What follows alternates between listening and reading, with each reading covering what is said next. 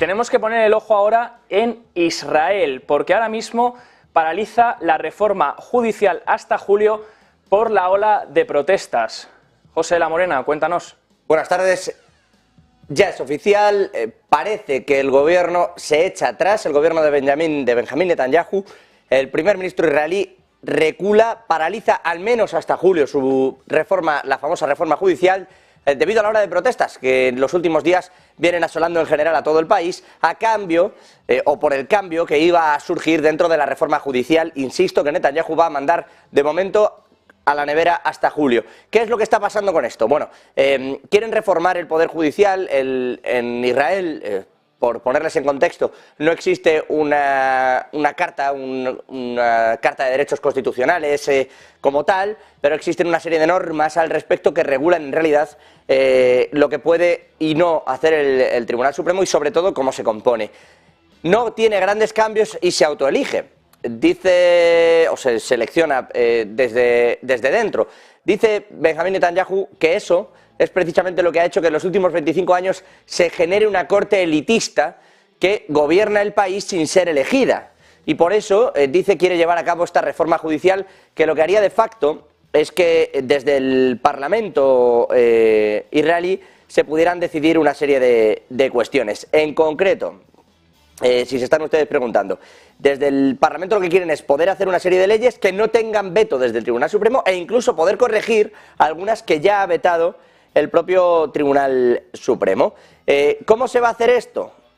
Bueno, pues es una reforma en la que pasarían a ser elegidos los miembros del Tribunal Supremo por los parlamentarios en función del número de parlamentarios que tuviera cada uno de los miembros de gobierno, de la composición parlamentaria. Es decir, el gobierno elegiría una serie de jueces y la oposición otros. Se haría una composición global en base a esto.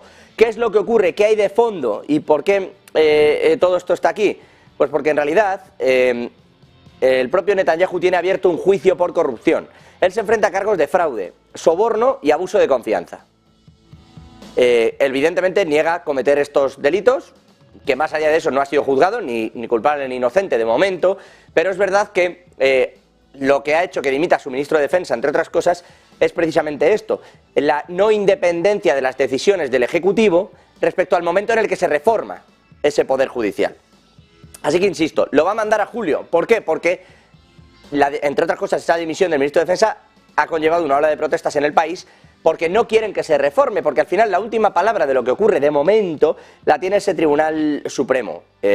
Insisto, que está haciendo incluso modificaciones en los presupuestos si consideran desde el Supremo que vulneran algún tipo de garantías de las que están contempladas en esos escritos que componen la capacidad de obrar del Tribunal Supremo.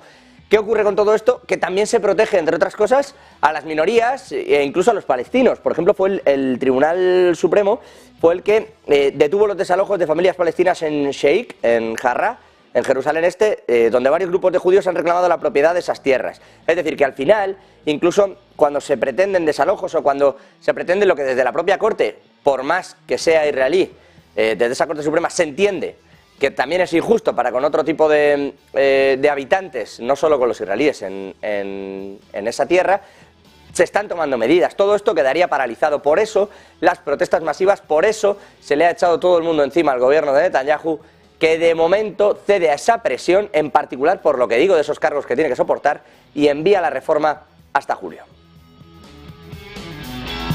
Pues